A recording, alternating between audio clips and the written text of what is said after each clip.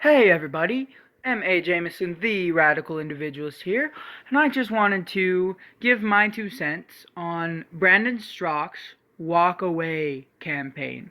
Now, I'm a big fan of Brandon's. I love him. I think he's great, and I think it's awesome that he's walking away and he's encouraging so many other people to share, to let their voices be heard, and to share their stories and to explain why they are walking away from the Democratic Party. I also think it's ridiculous that Stephen Colbert and the left-wing media are viewing this as some kind of meme, as something that's not serious, as something that's Russian bots, when there are thousands and thousands of video testimonials sharing otherwise. I think it's pretty clear to just about everyone that the political left have gone insane. They've traded in their views of civil liberties, for social justice and socialism. They've traded in their liberalism for radicalism. And not radicalism in the same sense as I would consider myself a radical, or at least call myself a radical. They are radical collectivists, radical victim blamers. They're not people who should be taken rationally.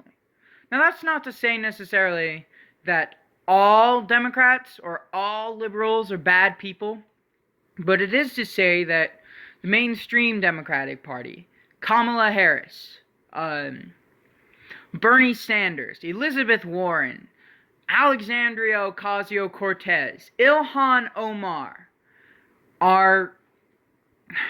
they're economic illiterates, and they victim blame. They're part of this oppression Olympics. And if you just look, like even Dave Rubin, who's a liberal, a social liberal, a libertarian, well, he's pro-choice, he's pro-LGBT, but he's also pro-small government. He's a liberal regardless. He's being attacked by, even as a gay man, he's being attacked by these people on college campuses. You see them all over. You see gay people being attacked for having different views than the mainstream left. Black people being attacked for having different views than the mainstream left. Latinos. And, the list goes on. And I think, well, obviously it doesn't apply to all liberals. I think there are plenty of rational left-leaning individuals out there. I think for the most part it's safe to say that the Democratic Party is doomed. It's crashing in on itself, and the liberals, the leftists, the progressives as they call themselves, are destroying one another, and their party is dying. So as such, I think I should encourage everyone to walk away from it.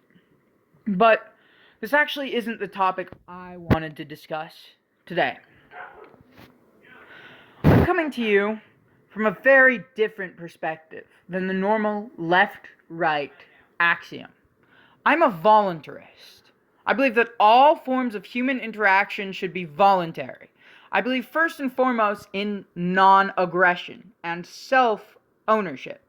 The bigger the government, the more control they have over you. And the more they coerce you, they extort you, they take your money, they take everything about you. Anyway, I think it's safe to say that the Republican Party is no better than the Democratic Party. They say they're pro-small government, yet Donald Trump proposed one of the largest federal budgets in United States government history. He has also blown the annual deficit through the roof. In only 2 years, he's brought it back up to $1 trillion. At this rate, he's going to beat Obama in terms of spending. And, right, Obama beat Bush. Now Trump is on the trail to beat Obama. It's pretty clear Democrats and Republicans, neither of them care about spending habits anymore. They just go up and up and up. Give me a break. It's time to cut spending. Right? Another thing, Republicans can't claim they're pro-Constitution. Yet, it was the Trump administration that indicted Julian Assange, a journalist who did no real harm to anyone by exposing government crimes. In fact, many of these government crimes were ones committed by Hillary Clinton. why the hell does he care about, like, why the hell does he oppose someone who is literally fighting against the opposite team more than they're fighting against your team? Julian Assange was an incredible journalist, and it was actually the left-wing media that sided with Julian Assange. New York Times, Washington Post, CNN and NBC. And Fox News didn't. Fox News didn't stand for Assange because Fox News doesn't stand for individual liberty anymore, if they ever did.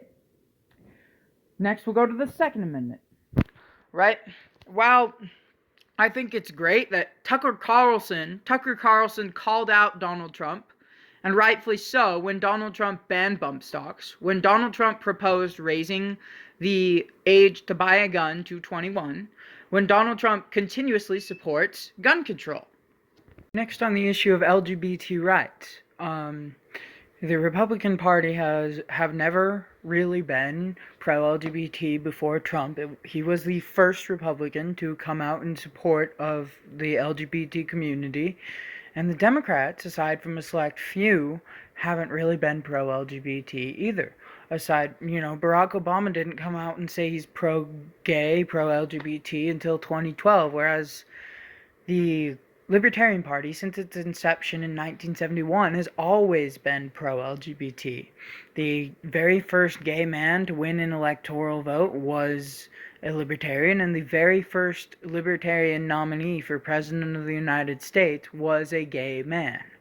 We've always been pro-LGBT because we've always been in support of liberty. We believe that so long as an act has no victim, it is not a crime, and people should be free to do pretty much whatever they want. So this is an open invitation to you to consider voting different. Stop feeding the fire the two-party system, the two birds of the same, or two wings of the same bird, the Republican and Democratic Party.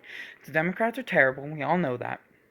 But the Republicans, they're not pro-gun, they're not pro-small government, they're not pro-Constitution, they're hypocrites and posers. So I hope you'll consider voting for a third party in 2020.